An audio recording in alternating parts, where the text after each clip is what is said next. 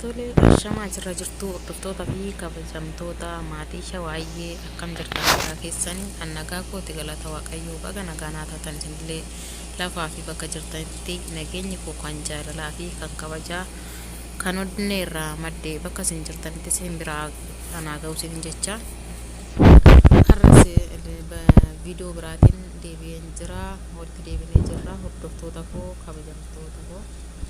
Nah hier video kana akka dasin jedhu abdiin qaba akkasumas immoo warri maatii koo taatanii like share gochuudhaan na jajjabeessa warroonni immoo maatii koo hin taane subscribe like share gochuudhaan commenti sanduuqa commenti jalatti yaada keessan na barreessuudhaan na jajjabeessa qeeqimsoo jiraate akkasuma innas nagaa keessan baga nagaa taatanii isinin jedha isinirraa badeen jira asuma viidiyoo kanaan wal yaadachuu qabna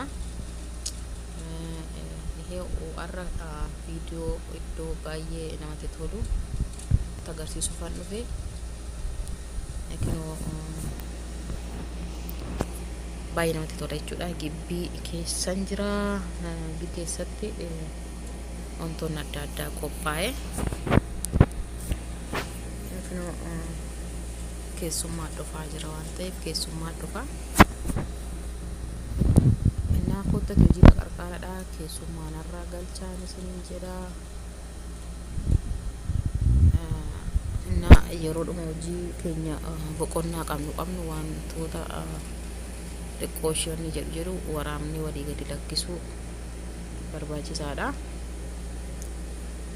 Nah akkasan isinin jedha obboloota koo baga jiraattan isinis baga fayyaa taatanii waaqayyoo gooftanii biyya keenya nagaa nuuf haa godhu akkasumas immoo maatii keenya fi firoota keenya nagaa nuuf taasisee nagaan waaqayyoo gara biyya keenyatti hunduma keenya nu haa galchu biyya keenya araara fi nagaa isaa nuuf haa buusu waannaan yoo teenyu yoo kaanu yoo dhabnu biyya keenyaaf nagaa saalutii akkasumas du'aa gochuudhaan biyya keenya haa yaadannu kadhaa keenya keessatti biyya keenya yaadachuu qabna maaliif yoo biyyi ofii nagaa ta'ee waan hunduu kan nagaa ta'u yoo biyyi kee nagaa ta'ee atillee nagaa argatta kan hojjettu irree barakaatii ta'a kan hojjettu san irratti boqottee akka sammuu kee gammachiistee waan hojjettu san yoo biyyi kee nagaan taane yoo bakka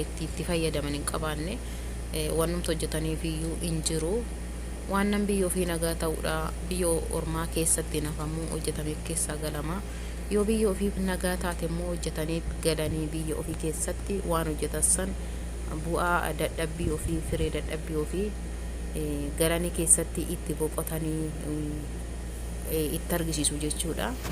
Innaa akkasuma kadhaan keenya yeroo hunda biyya keenyaaf maatii keenyaaf akkasuma naannoo keenyaaf ta'uu qaban isiniin jedha obboloota koo maaliif naanna'anii kan itti galan biyya ofii nagaa ta'e sammuu nagaadhaan anuma hojjetanillee yeroo hojjetanillee yoo biyya ofii nagaa ta'e yoo maatiin ofii nagaa ta'e yoo firri ofii nagaa ta'e nagaan sammuu boqonnaa qabuun hojjetu wanumti hojjetaniyyuu biyya ofii yoo nagaa ta'edha waaqayyo immoo biyya keenya akka nagaa nu godhu kadhaadhaan saalotiidhaan akkasuma du'aadhaan hundi keenyayyuu biyya keenya haa yaadannu isiniin jedha biyya ofii yoo nagaa ta'e waan hunduu nagaadha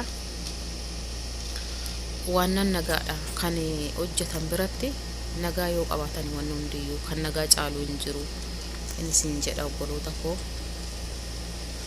inni akkasan isiniin jedha bakka baay'ee namatti tolu kana isiniif qoodadheen baay'ee namatti tola namoota waraabuudhaan gadi qabee waraabaa jira dhiifama hin jira namni tokko ijoolleen warri dhanneedhaan dhufanii keessummaan qabaa isiniin jedha koottatii na gargaara baay'ee namatti tola qophiin akkana fakkaatan isin jedha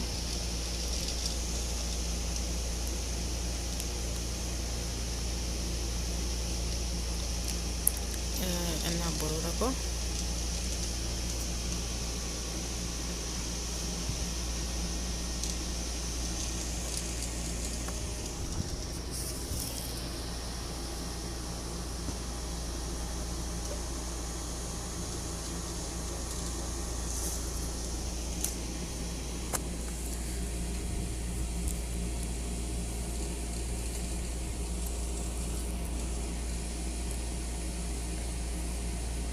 akkas fakkaatan ilaala akkam akka inni namatti tolu. Walaal bakka kana bishaantu jira, bishaan akkasitti yaa'atee jira, ijoolleen taphachaa jirti. Baay'ee tokko namatti tola. Kun bishaan akkanatti inni kun achumatti yaa'ee achitti gad deebi'a. Iddoo biqiltuun jirtu, iddoo bishaan jiru baay'ee tokko namatti tola dhugaa. Naala kanaan keessummaa qaba jechuudha. Qophii keessummaa haala kanaan qopheesseen jira. Akka dhuftan immoo waamicha isiniif taasiseen jira. Narraa hin hafina hundi keessan. Akka narraa namni isiniin jedha. Affeerramtanii jirtan.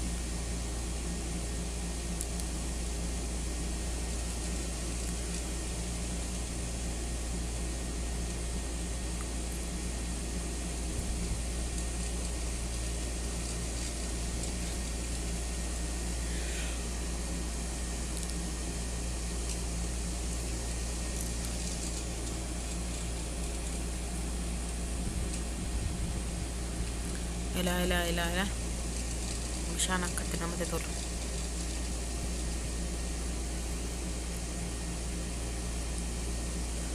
Biyya kanatti bishaan yoo argine baay'ee nutti birqidha. Innaa biyya keenya laga keessa ijoolleen keessa taphachaa oolan, horiin keessa deemaa oolu. Yeroo ammaa kana fa'aa keessattuu yeroo ammaa kana fa'aa dhoqqeedha garri itti deeman kan hin jirre. Biyya kanatti jiidha arguun baay'ee nama hawwisiisa. Yeroo ammaa kana fa'aa keessattuu yeroo aduu kana bishaan baay'ee namatti tola. Baay'ee ho'a jira yeroo ammaa kana. Biyya keenya garuu ganna irroobaa bishaantu yaa'a.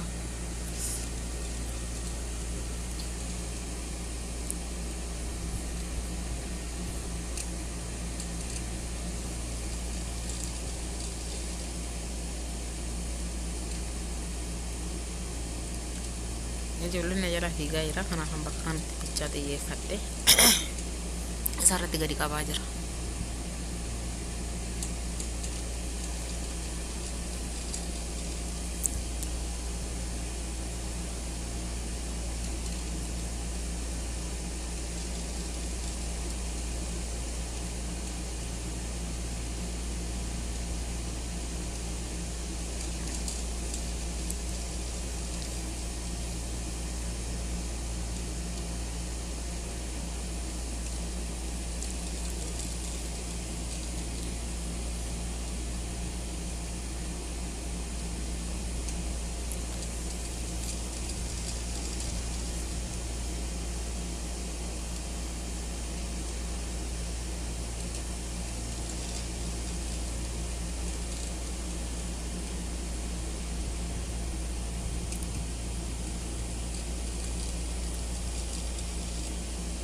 Kana fakkaatan isin jedha. Akka itti gammaddan, akka itti bohaartan abdiin qaba.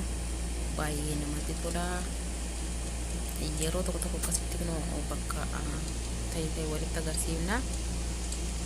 Innaa turtiin keessan waliin like share gochuudhaan koomentiidhaan na jajjabeessaa. Warri immoo maatii hin ta'in subscribe gochuudhaan gara maamila kiyyaatti dabalamaan isin jedha. Innaa turtiin kan fakkaatan nu fakkaatu. Ababaan kun baay'ee natti tola. Kana fakkaatan isin jedha. Turtiin keessan hanga dhuma viidiyootti ilaalaa fi yaada fi qeeqa qabdan sanduuqa koomentii jala nuuf kaa'uu hin dagatinaa. Yaa'uqa